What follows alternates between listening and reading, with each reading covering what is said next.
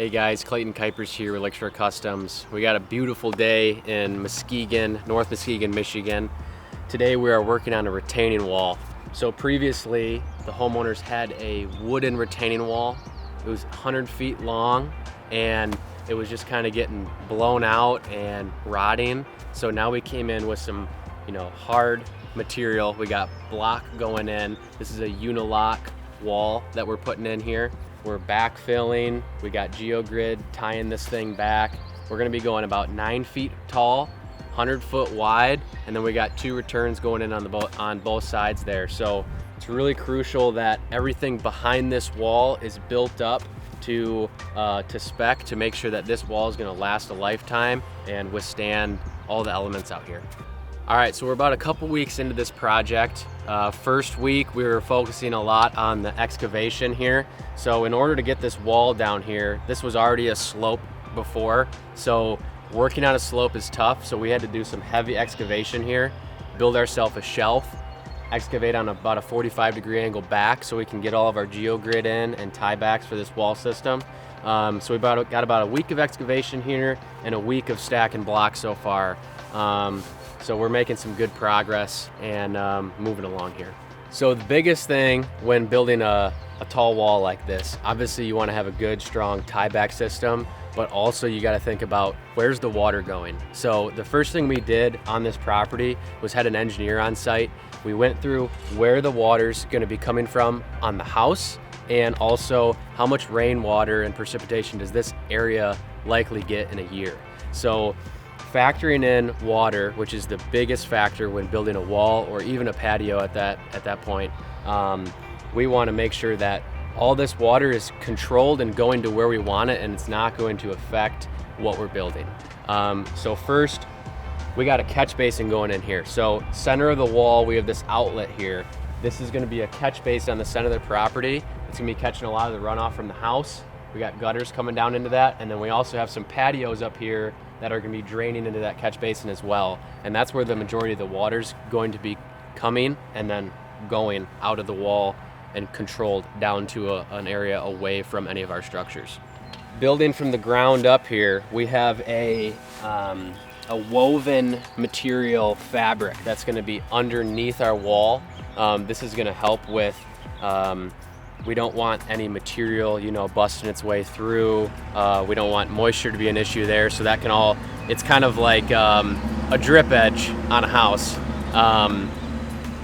whenever you're doing a structure on the house. So it kind of filters that water, kind of out of the structure there as well. So on top of that, we have a lot of clean stone. So that's gonna help with water filtration as well. So that's what this 3/4 crushed stone is right here. So this is what we're using for backfill behind the wall, and then also in front of the wall as well, kind of where our shelf is. So kind of starting from the bottom here, after our first row of blocks, we just kind of backfill and stack, backfill, stack, and then kind of work our way up from there. So it's really easy doing a system like this, all hand placed block, nothing big.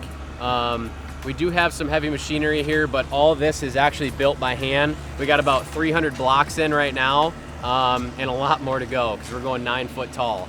If you see here, this is our sock drain. This is our perforated drain tile. That's going to be going, this is for our wall drains. And then we have our geogrid. This is our tieback system. So our engineer drew up layers of this. This is our first layer of geogrid. We're only going 4 foot back here, but as we get up higher and higher, we're going to be going further back with that geogrid to tie this system in. In some spots we have a hot tub on the patio, so we want more geogrid up there because there's going to be more weight on top of this wall.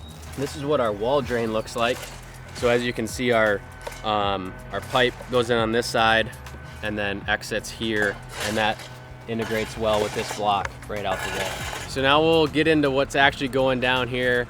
We got Peter, he's on the Vermeer mini skid. He's gonna be bringing us some stone down, and then looks like Marcus is over there tying in some of our fabric behind the wall. So we're gonna start stacking some block here and making some progress here today.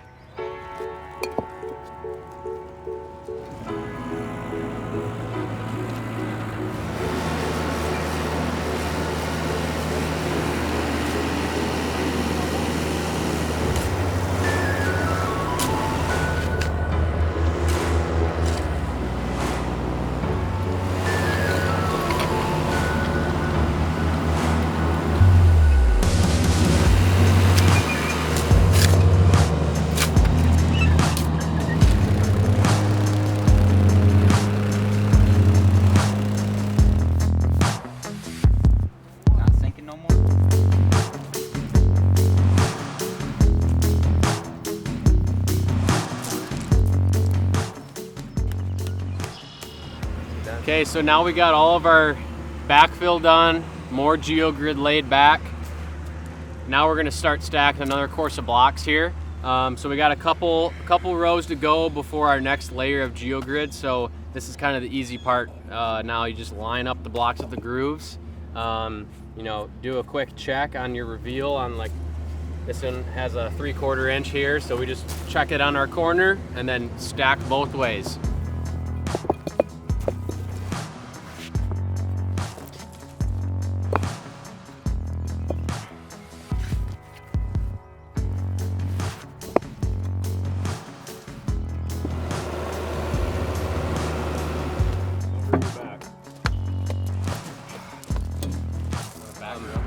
These blocks have some grooves in them, but sometimes they don't always line up straight. Sometimes just hitting it with a dead blow just to knock it back. Get in line. Make sure our wall's nice and straight here all the way down.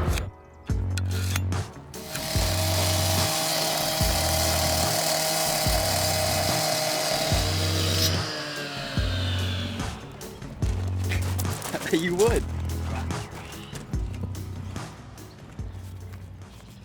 So that's a wrap for today's video, but tune back in because we got a lot more happening to this property. The guys are gonna be wrapping up in the next couple weeks here on this wall, but we got some beach stairs going in and some patios and some other cool features wrapping around this entire property here.